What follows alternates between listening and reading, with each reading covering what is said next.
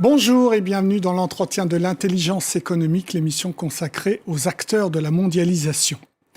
Même exercé en douceur, le pouvoir reste coercitif. C'est la leçon qui ressort du dernier livre de mon invité.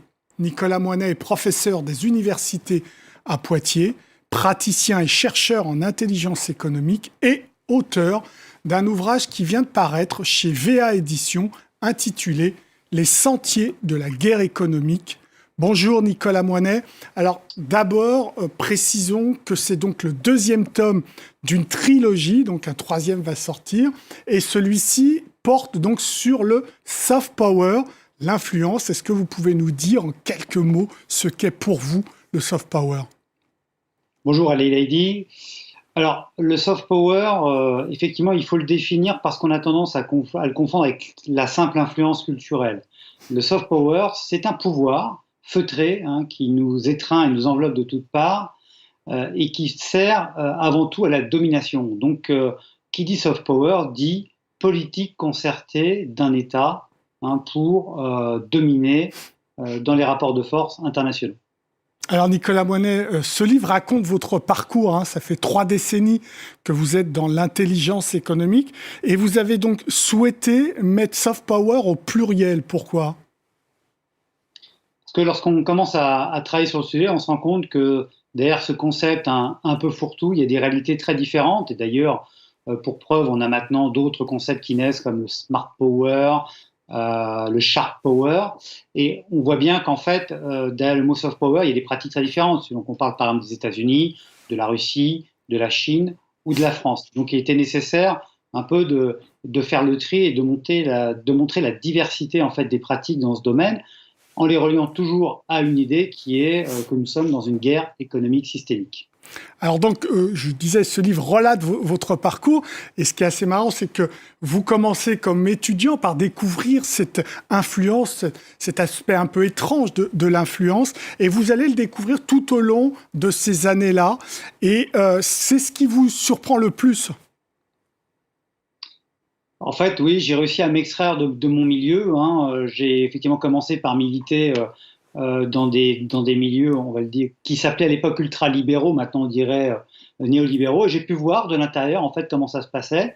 Et puis, petit à petit, en étant confronté à la réalité, à m'extraire, en fait, de ce soft power qui a encore aujourd'hui des conséquences. On le voit avec la crise de la Covid-19. Je vous rappelle quand même que ce qu'on a vécu d'un point de vue sanitaire est le fruit d'un soft power qui s'appelle le New Public Management et qui va donner la RGPP en France. Voilà. Et donc, je vais découvrir ça de l'intérieur, ce qui me permet justement aujourd'hui de témoigner, parce que ce livre est avant tout un témoignage. C'est un témoignage et on voit à travers ce témoignage un certain nombre d'affaires, très claires, les affaires Elf, les affaires Total, les affaires EDF, etc. Et à chaque fois, vous découvrez une certaine naïveté de la part des Français. Oui, il y a vraiment une naïveté par rapport à la guerre économique. Cette espèce comme ça en fait, prendre ce que nous disent les Américains. Je pense que ça vient quand même largement de notre atlantisme. Prendre ce que nous ont dit longtemps les Américains au pied de la lettre. Il faut être libéraux, il faut être ouvert sur le monde.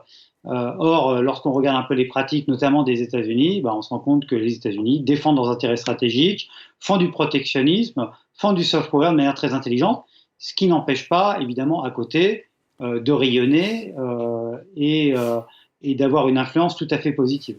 Alors vous avez cette double casquette, Nicolas Moinet, c'est que vous êtes un praticien et un universitaire. Donc vous pouvez aller de l'un à l'autre. Et votre déception est aussi forte quand vous regardez le côté pratique des entreprises françaises et de l'État, mais aussi de l'université.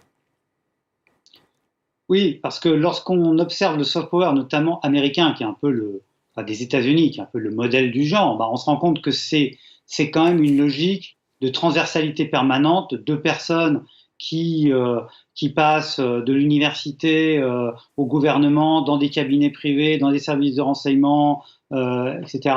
Et en France, on est un pays extrêmement cloisonné. Je pense d'ailleurs que c'est ce cloisonnement qui nous empêche de voir la transversalité qui nous fait face et qui aujourd'hui est le facteur primordial pour être une puissance, que ce soit les États-Unis, que ce soit la Chine, Et c'est ça, en fait, le principal problème aujourd'hui. Et j'ai voulu quand même alerter sur cette question. Il nous faut absolument décloisonner et ne pas confondre l'intelligence des éléments d'un système, car la France a beaucoup d'éléments intelligents, avec l'intelligence globale du système. C'est-à-dire, il nous manque beaucoup de courroies de transmission et d'huile dans les rouages. Oui, mais ce manque, ce cloisonnement, vous dites, Nicolas Moinet, qu'il commence à l'université, il commence dans le système de formation. Bien sûr, la clé de toute chose, c'est la formation, hein, c'est la formation des élites, mais pas que. À partir du moment où vous avez, par exemple, des élites qui sont extrêmement peu formées à la culture scientifique, hein, il y aurait une étude intéressante à faire sur la gestion de la crise de la Covid-19 dans les pays où les élites sont des scientifiques ou du moins ont une culture scientifique et ceux qui n'en ont pas. À partir du moment où on ne transversalise pas, on rate un certain nombre de moments clés et ça a été le cas par exemple avec l'arrivée de l'Internet où on a vu l'Internet comme étant une question de technologie alors que toute la force en fait des entreprises ou des États qui réussissent dans ce domaine-là ce sont des systèmes qui transversalisent le marketing, la technologie et surtout le storytelling. Hein, on nous raconte une histoire. Les États-Unis, les GAFAM racontent une belle histoire. Et derrière, bien sûr, qui est appuyée par de la technologie. Nicolas Moinet, vous citez souvent les États-Unis, mais on peut regarder de l'autre côté. Les Chinois ont compris aussi la valeur du soft power. Alors, ils l'ont compris, mais ils ont un peu de mal avec le soft power. Donc, en fait, il y a eu des tentatives avec les instituts Confucius, avec ce qu'on appelle la diplomatie panda, etc. Mais ils ont eu plus de difficultés pour des tas de raisons historiques, ce qui fait qu'en fait, aujourd'hui, c'est plutôt ce qu'on appellerait du smart power, c'est-à-dire le mélange de hard power et de soft power, ou même parfois du sharp power. Voilà. Aujourd'hui, la grande force en fait de la Chine, c'est surtout ses investissements à l'étranger, à commencer par l'Union européenne et toute une partie de l'Union européenne qui est sous perfusion des investissements chinois, la Grèce, l'Italie, les anciens pays du bloc de l'Union soviétique. Et les Chinois savent très habilement manœuvrer sous renfort des nouvelles routes de la soie pour faire prendre des décisions, par exemple à l'Union européenne, qui soient en sa faveur. Vous avez souvent cité dans cet entretien la pandémie de Covid. Visiblement, est-ce qu'elle a changé quelque chose? Est-ce que vous ne sentez pas quand même certains concepts reviennent à la mode, notamment souveraineté économique? Oui, là on a été mis au pied du mur, mais c'est l'histoire de l'humanité. Hein. Vous savez, on ne change que face aux crises graves. Ça s'est toujours passé comme ça. Pendant longtemps, ça a été des guerres et les épidémies, bien sûr, qui sont quelque part des guerres d'ailleurs. Donc, bien sûr, on reparle de souveraineté, on reparle de nation. Toute la question ne sera pas tomber dans le nationalisme, mais pour pas tomber dans le nationalisme, il faudra justement défendre cette idée de souveraineté dans un monde ouvert. Et de ce point de vue-là, il est essentiel en fait que la France retrouve une autonomie stratégique au sein de l'Union européenne, mais sûrement pas en repartant dans cette habitude de regarder nécessairement du côté des États-Unis. Est-ce que vous avez le sentiment, Nicolas Moinet, que Bruxelles, l'Europe en général, emprunte ces sentiers de la guerre économique? Alors, il y a des acteurs qui essayent de l'emprunter. Aujourd'hui, on le voit bien avec les commissaires Verstegen ou Breton, mais globalement, nous sommes aujourd'hui un peu coincés, en fait, un peu paralysés entre les deux empires, hein, qui sont les États-Unis et la Chine. Je crois que le meilleur exemple, c'est la fameuse affaire Energias do Portugal, qui très simplement, un fonds chinois qui veut racheter une entreprise portugaise, la première entreprise du Portugal, et qui va se voir notifier un refus par les États-Unis d'Amérique. Oui, vous m'entendez bien, par les États-Unis d'Amérique, qui vont donc interdire, grâce à l'extraterritorialité de leur loi, le rachat d'une entreprise européenne par un fonds chinois. Donc toute la question aujourd'hui pour l'Union européenne, c'est de ne pas être simplement le champ de manœuvre de cette guerre économique entre la Chine et les États-Unis. Alors le président Trump est parti, Joe Biden est arrivé à la Maison-Blanche.